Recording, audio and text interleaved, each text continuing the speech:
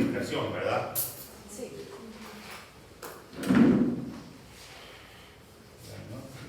Aquí creo que nos quedamos, ¿verdad? Sí. Ya, perfecto. Bueno, entonces vamos a ir hablando un poquito de lo que corresponde a infección de vías urinarias. Infección de vías urinarias es un poquito extenso.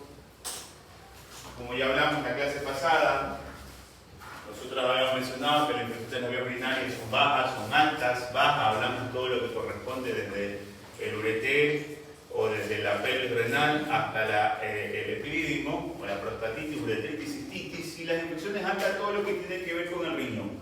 Accesos, pielonefritis, accesos perirrenales o pielonefrosis, ¿no? O pielonefritis enzimatosa, ¿no?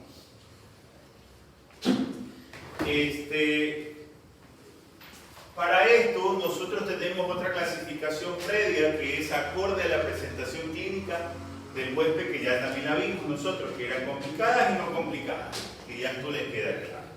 El lugar de adquisición puede ser ambulatorio o intrahospitalaria, como de acuerdo a esto a los gérmenes que se pueda presentar, ¿no? Esto también nos queda claro. Y que las complicadas, ahora de acuerdo a la clasificación, según su presentación, complicadas hablamos ya de los procesos de la enfermedad, no del factor. Hablamos de la enfermedad, entre las complicadas entran las pielonefritis y las prostatitis, tanto agudas como crónicas, y las no complicadas, todo lo que tenga que ver como cistitis, uretritis, muchas veces que no tienen mucha afectación en la parte de la economía en general. Cuando hablamos de una clasificación potencialmente complicadas, habíamos mencionado que entraban los ancianos, que entraban las mujeres gestantes, que entraban los pacientes que tienen que ver inmunosuprimidos, inmunodeprimidos, los niños, ya las mujeres embarazadas, y que presenten signos y síntomas por más de superior a 7 días. Ahora se puede clasificar, esta clasificación es más actual, en la cual nosotros podemos evidenciar que la afectación o el potencial riesgo de complicación es mayor, ¿no? Y todas aquellas infecciones con riesgo moderado o elevado que resultan en sepsis debido a la destrucción tisular o el estado de comorbilidad que presenta el paciente.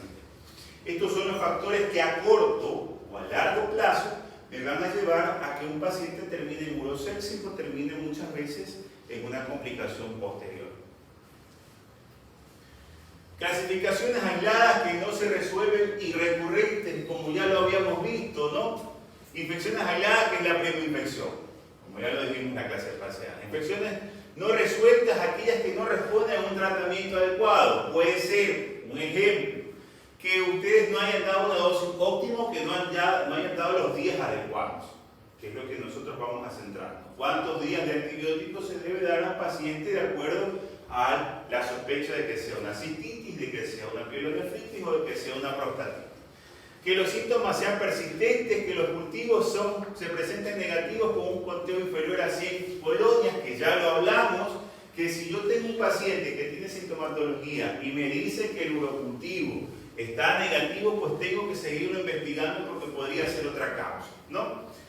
Originado por tratamientos inadecuados por la resistencia antibiótica. A eso vamos, lo que yo les mencionaba en la clase pasada, que muchas veces te sale el cultivo, una E. coli, pero no te dice que en el antibiograma qué resistencia va a tener, porque de acuerdo a lo que presenta la pastilla, es la que a nosotros nos va a indicar que ese antibiótico es mayor resistente o menor resistente, ¿no?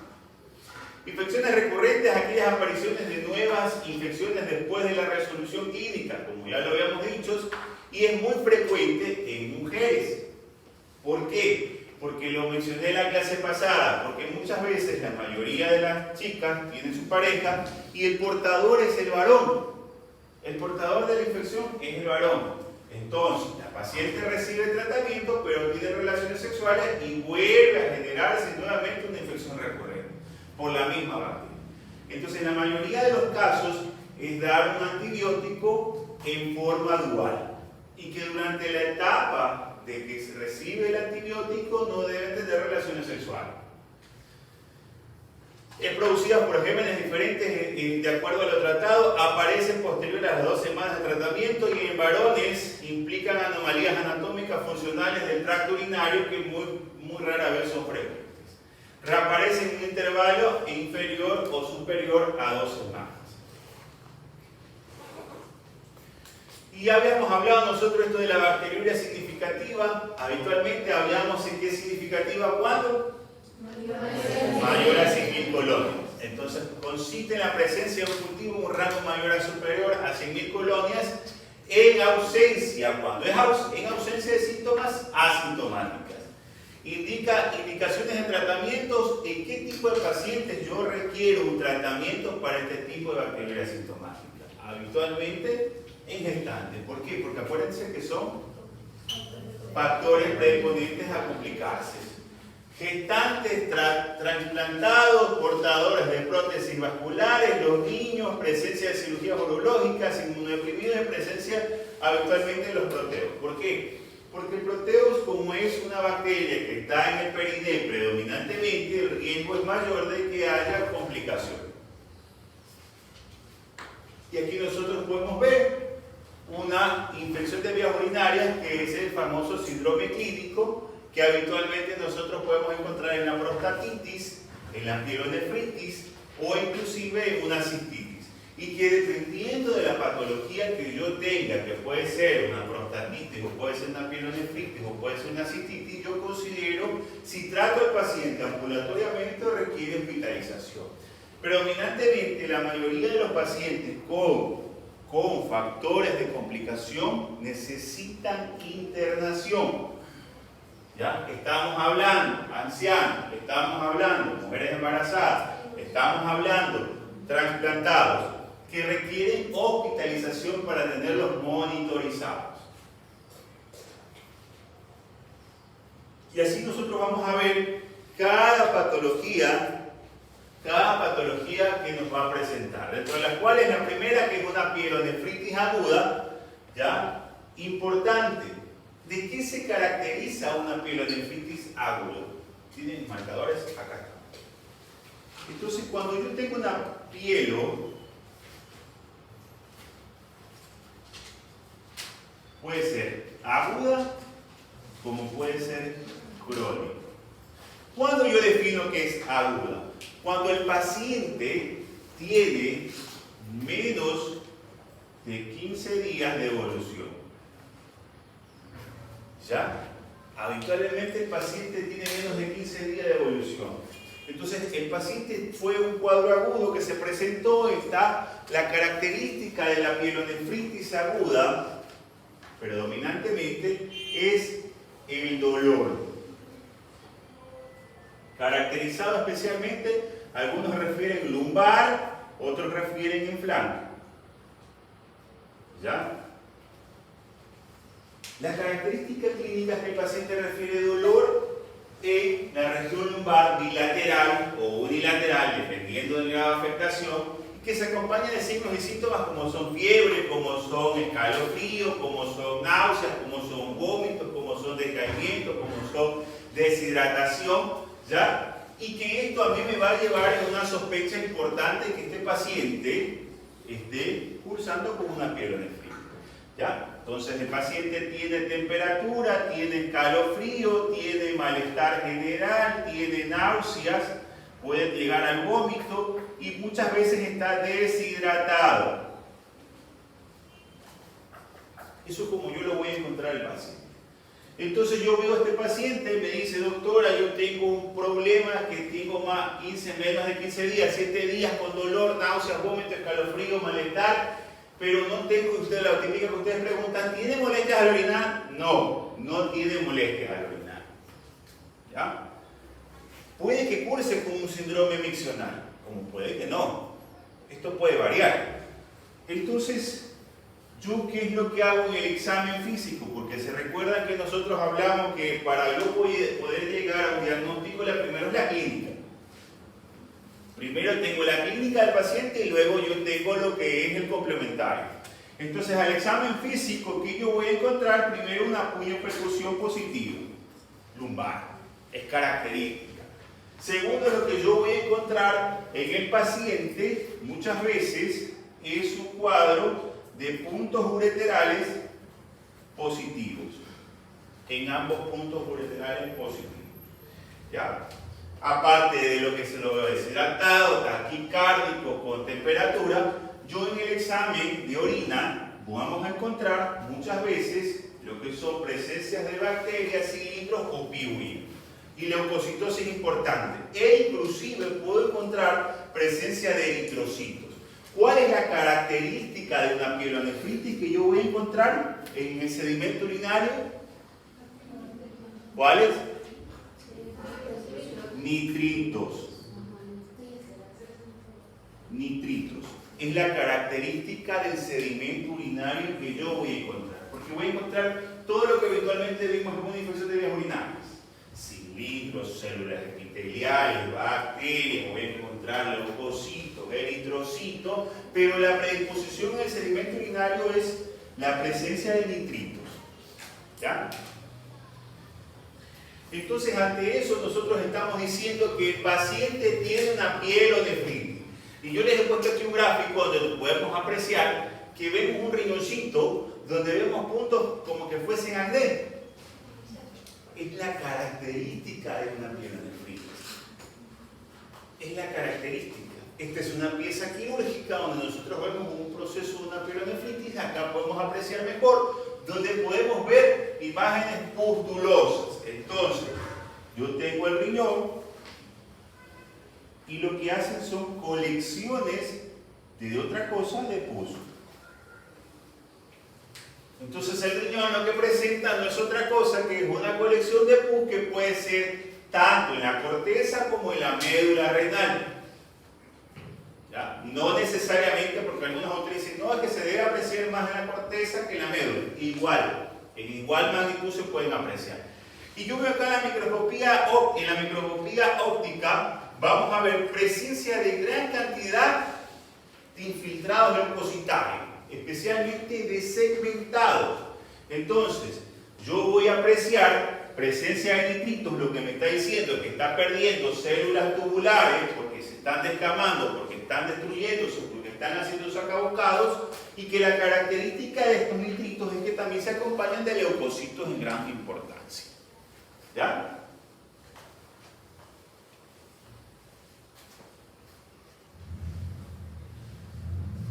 Entonces, en la pielonefritis aguda, infección, que es otra cosa, es una infección del parénquima renal, caracterizado por todo lo que ya nosotros hemos visto. Bueno, aquí la elevación de la PCR, ahora en la actualidad la PCR se eleva hasta por una dolor de amígdala. Entonces no es fidedigna siempre, pero se puede considerar. Puede presentar, como ya les dije, alteración de la micción, sí o no, porque muchas veces ya el paciente ya no tiene procesos o molestias al orinar, sino que se centra en la región perilumbar, en la región lateral lumbar. Entonces, la pielonefritis aguda con criterios de infección de vías urinarias no complicadas sin grado de afectación del estado general. Entonces, aquí viene dos cosas. ¿A qué paciente, ya dicho esto está entendido, ¿verdad? La parte clínica. Ya dicho esto,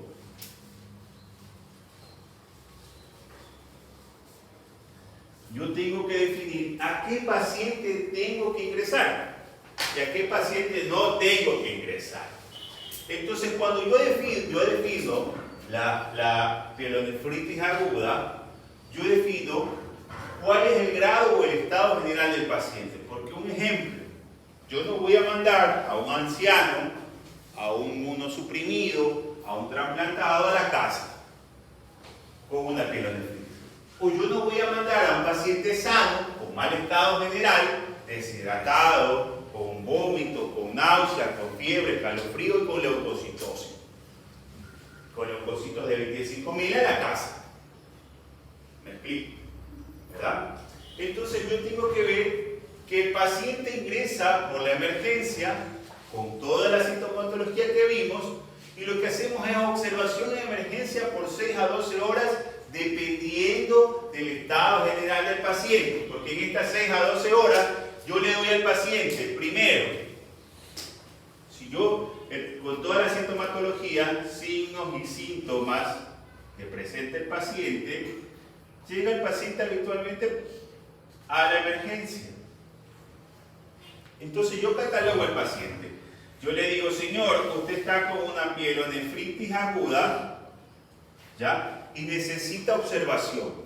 Entonces yo tengo en mi cabeza que lo voy a observar entre 6 a 12 horas. Pero en entre 6 o 12 horas yo comienzo a manejarlo. ¿Qué digo? ¿Por qué me lleva o por qué va el paciente a la emergencia? Alcen la mano. Por el dolor. Por el dolor. Entonces el paciente va por el dolor y por la temperatura. Porque ya se tomó paracetamol, ibuprofeno, todo lo que había en los antipiréticos. Y el paciente va a la emergencia por el dolor y porque ya no aguanta la temperatura y el escalofrío. Es por eso. Entonces yo en este trayecto, yo a este paciente ya le pedí un examen de orina, ¿ya? ¿Verdad? Ya le pedí un examen de orina, físico, químico y sedimento. Ya le pedí yo aquí un hemograma completo. ¿Qué más le puedo pedir a este paciente? Un hemograma completo que estamos hablando que corresponde a biometría, plaquetas, ¿verdad? Todo lo que nosotros vamos a ver. Le pido un perfil renal. Estamos hablando de urea, creatinina, ácido úrico, para poder definir si hay alguna alteración ya. ¿Por qué? Porque la pielonefritis está afectando al riñón. Y si me está haciendo sacabocados en el riñón, lo más probable es que ya no está depurando ni urea ni creatinina. Y me puede terminar con una insuficiencia renal aguda. ¿Me explico? Entonces, mientras yo lo voy observando, mientras 6 a 12 horas, yo voy pidiendo esto. Pido un complementario. ¿Qué otro complementario puedo pedir? Alcen la mano. ¿Por qué le pides perfil hepático? No tiene nada que ver acá. ¿Qué le pides? Le pides el urocultivo. Muy bien. Un urocultivo. Pero el urocultivo me lo van a entregar en 72 horas. ¿Qué más le pides? Puede ser una imagen. Eso, una imagen. ¿Qué imagen le pedirías? Un eco renal. Muy bien. Yo le pido al paciente un eco renal para poder determinar. Entonces yo mientras voy yo viendo al paciente, le voy haciendo todos los exámenes, lo voy a observar e inicio aquí ya lo primero que tengo que yo hacer en este paciente, si yo lo encuentro con toda la sintomatología, la primera es la hidratación. Entonces yo veo que la hidratación, si el paciente tolera por vía oral, el señor comienza a tomar líquidos mientras yo le estoy haciendo los exámenes, y si el paciente no me tolera por náuseas, vómitos y todo lo que tenga, pues entonces le coloco una vía con solución salina. Habitualmente nosotros la dejamos a 30 gotas por minuto, un ejemplo. O dependiendo como ustedes lo quieran hidratar, pero este no es el punto de la clase. Entonces yo le administro hidratación al paciente y digo, señor, mientras lo vamos hidratando, ya le pongo una vía periférica, le pongo un antipirético.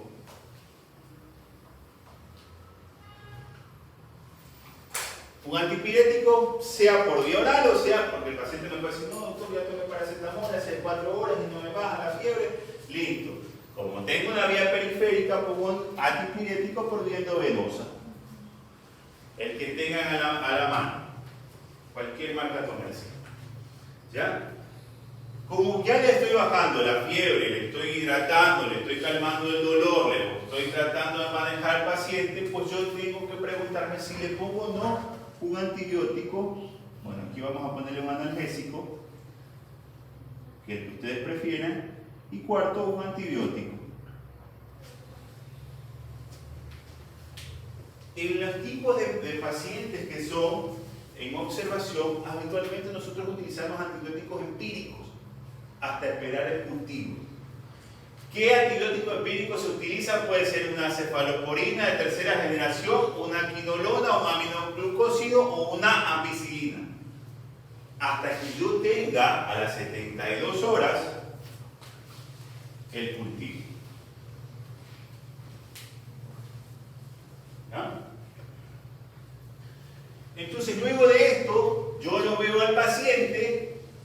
lo estabilizo, mejoro al paciente y digo, lo veo si mejoró el paciente, su parte hemodinámica, estaba más hidratado, le bajó la fiebre, está mejor, pues entonces le digo, señor, yo lo voy a manejar por vía ambulatoria. Regrese a las 72 horas que esperamos el cultivo para poder valorarle, poder cambiar, si el cultivo me salió con una bacteria, poderle cambiar el antibiótico. ¿Entendido esta parte? Listo. Entonces, por eso pongo aquí controles en 48 a 72 horas por consulta externa para vigilar la evolución con el cultivo.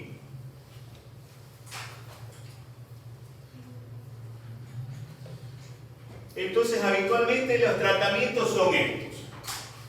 Ceftriaxona de 50 a 75 miligramos por kilogramo peso, que habitualmente nosotros lo que hacemos, no lo sacamos por peso, sino que sencillamente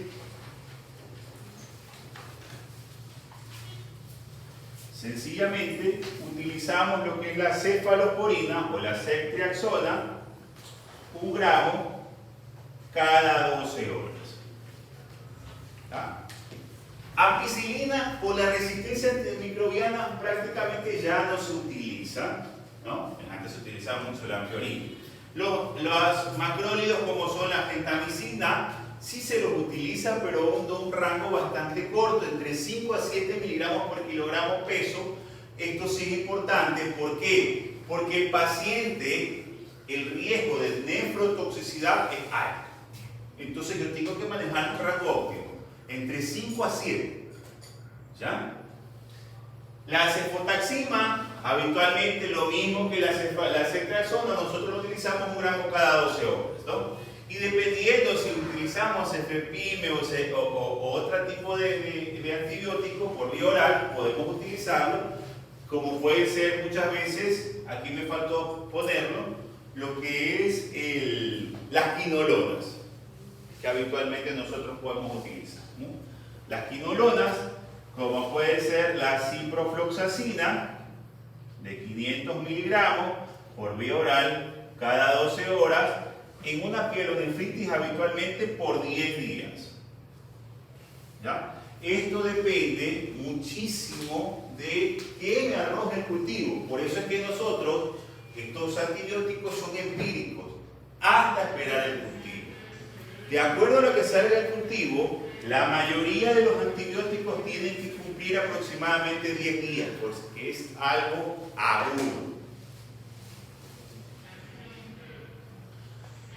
Entonces luego tenemos lo que son las pielonefritis agudas no complicadas, grave, afectación del estado general, con una pielonefritis complicada. Entonces, ¿a qué me refiero con complicada? Estamos hablando que es un paciente que está bastante deteriorado y que el ingreso hospitalario es eminente. ¿Ya? El ingreso